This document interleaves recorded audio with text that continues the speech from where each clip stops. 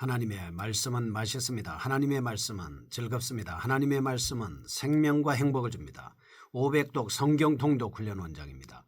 여수 살리는 교회 임규환 목사가 하나님의 말씀을 봉독하고 전하는 시간입니다.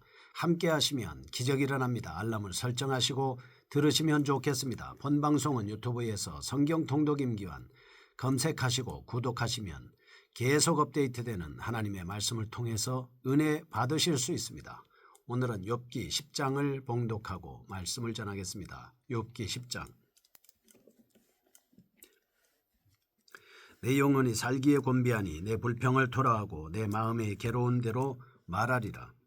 내가 하나님께 아뢰오리니 나를 정죄하지 마시옵고 무슨 까닭으로 나와 더불어 변론하시는지 내게 알게 하옵소서. 주께서 주의 손으로 지으신 것을 학대하시며 멸시하시고 악인의 꾀에 빛을 비추시기를 선히 여기시나이까. 주께도 육신의 눈이 있나이까. 주께서 사람처럼 보시나이까. 주의 날이 어찌 사람의 날과 같으며 주의 해가 어찌 인생의 해와 같기로 나의 허물을 찾으시며 나의 죄를 들추어 내시나이까. 주께서는 내가 악하지 않은 줄을 아시나이다. 주의 손에서 나를 벗어나게 할 자도 없나이다. 주의 손으로 나를 빚으셨으며 만드셨는데 이제 나를 멸시하나이다. 기억하옵소서. 주께서 내 몸 지으시기를 흙 뭉치듯 하셨거늘 다시 나를 뒷글로 돌려보내려 하시나이까. 주께서 나를 적과 같이 쏟으셨으며 엉긴 젖처럼 엉기게 하지 아니하셨나이까. 피부와 살을 내게 입히시며 뼈와 힘줄로 나를 엮으시고 생명과 은혜를 내게 주시고 나를 보살피심으로 내 영을 지키셨나이다. 그러한데 주께서 이것들을 마음에 품으셨나이다. 이 뜻이 주께 있는 줄을 내가 아나이다. 내가 범죄하면 주께서 나를 죄인으로 인정하시고 내 죄악을 사하지 아니하시나이다. 내가 악하면 화가 있을 것이오며 내가 의로울지라도 머리를 들지 못하는 것은 내 속에 부끄러움이 가득하고 내 환난을 내 눈이 보기 때문이니이다. 내가 머리를 높이 들면 주께서 젊은 사자처럼 나를 사랑하시며 내게 주의 놀라움을 다시 나타내시나이다. 주께서 자주자주 증거하는 자를 바꾸어 나를 치시며 나를 향하여 진노를 더하시니 군대가 번갈아서 치는 것 같으니이다. 주께서 나를 태에서 나오게 하셨으면 어찌함이니까. 그렇지 아니하셨더라면 내가 기운이 끊어져 아무 눈에도 보이지 아니하였을 것이라. 있어도 없던 것 같이 되어서 태에서 바로 무덤으로 옮겨졌으리이다. 내 날은 적지 아니하니까. 그런즉 그치시고 나를 버려두사 잠시나마 평안하게 하시되 내가 돌아오지 못할 땅 곧 어둡고 죽음의 그늘진 땅으로 가기 전에 그리하옵소서. 땅은 어두워서 흑암 같고 죽음의 그늘이 져서 아무 구별이 없고 광명도 흑암 같으니이다. 아멘. 욥기 10장입니다. 하나님을 향한 욥의 기도를 볼 수 있습니다. 하나님의 공의에 호소하기보다는 단순히 자비를 구합니다. 역설적이고 풍자적인 단언을 하는 욥의 모습을 그리고 있습니다. 이처럼 욥이 극심한 혼란 속에 빠졌음을 반영하는 듯한 내용입니다. 1절에서 7절 욥 자신의 역경에 대한 항변이 계속되고 있습니다. 8절에서 17절입니다. 그것을 탄원하는 모습을 그리고 있습니다. 18절에서 22절 죽음을 동경함으로써 고통의 끝을 갈구하는 내용입니다. 이와 같은 욥의 탄식적인 기도 내용을 통해 고통 앞에서 인간이 할 수 있는 불평 또는 인간의 원망에 대한 위험성을 간접적으로 시사하고 있습니다. 1절은 욥이 자신의 육체적 고난을 인내하는 데 한계를 느끼고 있는 것을 볼 수가 있습니다. 내 영혼이 살기에 곤비하니 내 불평을 토로하고 내 마음이 괴로운 대로 말하리라. 이렇게 말씀을 하고 있습니다. 이러한 상황에서 욥은 영혼의 비통함을 토로하였으며 하나님께서 자신을 버리셨기에 생명을 유지하는 것이 가치 없는 일이라는 결정을 하고 있습니다. 이런 사실을 통해서 첫째, 하나님의 자비와 은총을 믿는 것은 성도들에게 생명 이상의 가치가 있다는 것입니다. 둘째, 인간은 하나님 앞에 자신의 문제를 고백하도록 만들어진 피조물이라는 것을 알 수 있습니다. 인간이 자신에 대한 하나님의 근본적인 목적을 알고자 하는 것에 대한 위험성이 언급되고 있습니다. 욥은 자신이 당하는 까닭없는 고통에 대한 하나님의 분명한 목적에 대해서 물어오고 있습니다. 이런 분명한 목적에 대해서 첫째, 하나님의 역사가 인간에게 감추어져 있는 것은 극히 자연적인 일인 것입니다.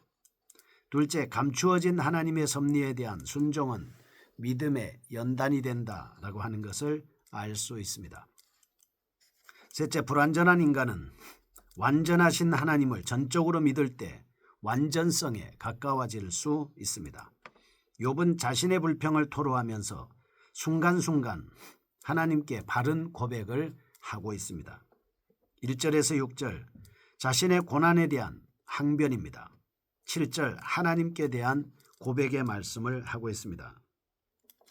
7절 주께서는 내가 악하지 않은 줄을 아시나이다. 주의 손에서 나를 벗어나게 할 자도 없나이다. 이렇게 고백을 하고 있습니다. 뿐만 아니라 8절에서 12절 자신의 처지를 탄원하고 있습니다. 13절은 하나님께 대한 고백입니다. 13절 그리한데 주께서 이것들을 마음에 품으셨나이다. 이 뜻이 주께 있는 줄을 내가 아나이다 해서 고백하고 있습니다. 14절에서 16절은 가정적인 단정으로 자신의 고난을 탄식하고 있습니다.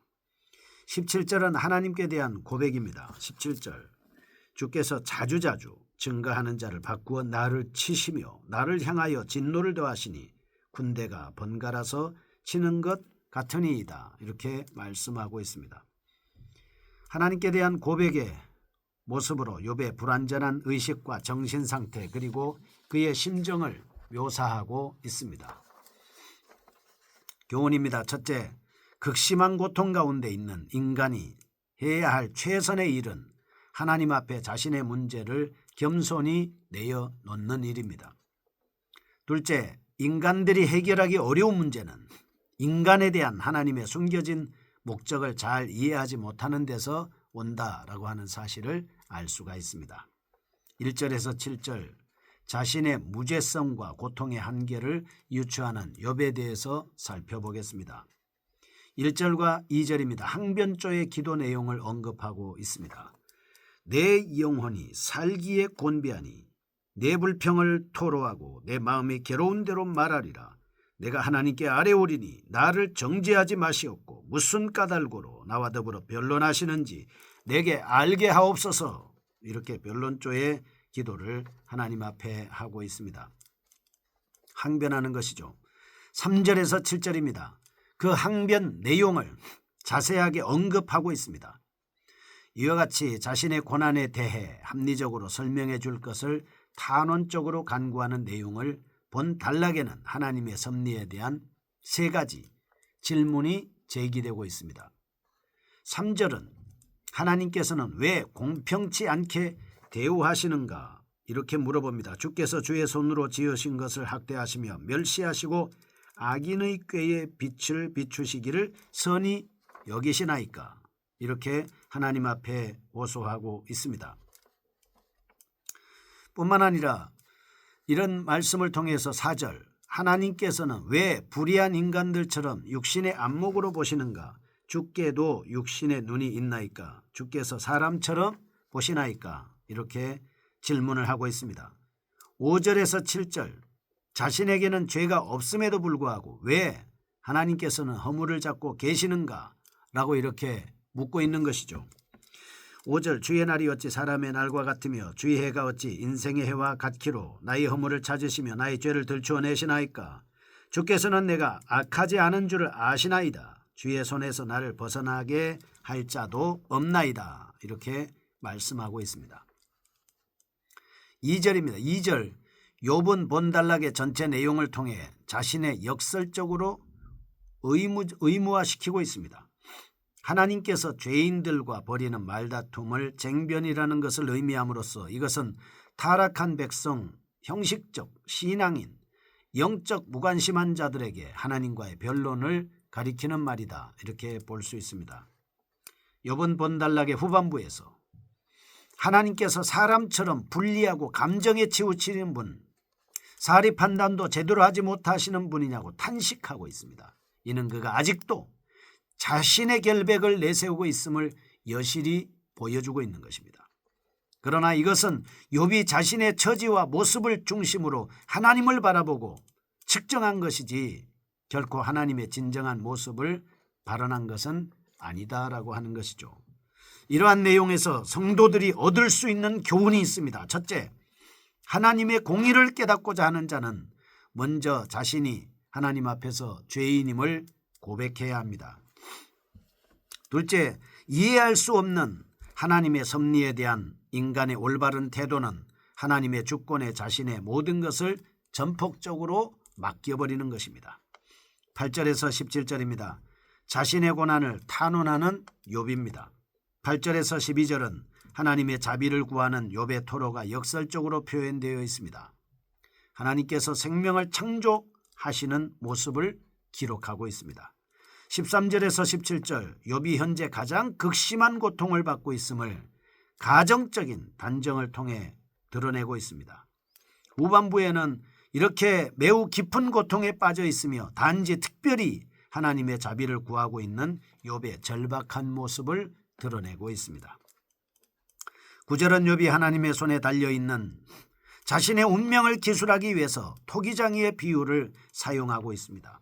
10절은 욥은 태내에서 인간의 몸이 형성되는 것을 비유한 엉긴 젖으로 말씀하고 있습니다. 11절은 구체적으로 형성된 인간의 모습을 서술하고 있습니다. 왜 욥의 비유들을 이렇게 언급했을까요? 첫째, 하나님께서는 욥을 만드셔서 그를 완전히 아시기 때문에 그를 징계하시거나 신문할 필요가 없다는 의미입니다. 둘째, 하나님께서 인간을 흙으로 만지듯이 지으셨기 때문에 다시 부수어 버린다면 복종할 수밖에 없다는 고백입니다. 셋째, 하나님께서 지으신 것들을 지켜달라는 간구 등이 언급되어 있습니다. 본단락을 통해서 얻을 수 있는 교훈입니다. 첫째, 인간은 매우 불리한 존재이기 때문에 자신에게 고난이 잦아들면 하나님께 대하여 항변한다는 사실입니다. 자신의 존재를 부정할 뿐만 아니라 삶 그 자체를 인정하지 않고 하나님께 항거하는 것입니다. 성도들은 고난에 처했을 때 먼저 자신을 돌아보아 주께 회개하고 자신을 향한 하나님의 고난이 주는 의미가 무엇인가를 깨닫는 슬기로운 처신을 해야 합니다. 둘째, 욥은 과거에 하나님께 하신 하나님의 섭리와 보호를 되새겨 현재 당하는 고난의 부당함을 말하고 있습니다. 성도는 과거에 자신을 인도하신 하나님의 섭리가 현재 나의 범죄로 인해 혹은 하나님의 더 큰 은혜를 위해 고난으로 다가온다는 사실을 깨달아 인내하는 모습을 소유해야 합니다. 세 번째입니다. 죽음에 대한 재동경입니다. 18절에서 22절 욥이 하나님 잡기를 거부하고 재차 자신의 죽음에 대하여 강조한 앞장과 같이 욥은 본단락에서 차라리 태어나지 않았더라면 파멸로 떨어질 수밖에 없는 자신을 경험하지 않았을 것이라고 고백하고 있습니다. 18절과 19절 탄생에 대해 원망하는 욥의 탄원 내용을 서술하고 있습니다. 20에서 21절 인간이 머무를 최후의 장소를 동경하는 욥의 심정을 토로하고 있습니다. 3장에서 21절과 22절 욥은 사후세계를 자유와 평화가 있는 안식한 곳으로 묘사하였으나 본단락에서 욥은 그것을 매우 암울하고 어둡게 언급하고 있습니다. 첫째, 죽음에 대한 하나님의 완전한 계시가 나타나기 이전 욥 시대에 널리 퍼져 있던 사후관을 보여줍니다. 둘째, 욥이 죽음을 예찬하던 이전에 자신의 태도를 바꾸어 생애에 대한 강한 애착과 하나님을 향한 강한 몸짓을 표현하고 있음을 볼 수 있습니다. 이러한 내용을 통해서 우리가 얻을 수 있는 교훈입니다. 우리가 어떤 일을 당할지라도 하나님의 주권적인 사역에 도전하는 것은 죄가 된다는 사실입니다. 그러므로 여기서 성도들은 고난과 역경이 닥칠 때일수록 하나님의 품에서 점점 멀어질 것이 아니라 더욱 하나님의 품으로 돌아와야 하는 것입니다. 거룩하신 하나님 아버지, 고난과 역경 속에서도 하나님의 말씀을 붙잡고 주님 안으로 돌아올 수 있는 저희가 되게 하여 주옵소서. 예수님의 이름으로 기도합니다. 아멘. 여수 살리는 교회 임기환 목사였습니다. 지금 극동방송을 듣게 하세요. 기적이 일어납니다. 우리는 지금 생명을 전하고 있습니다.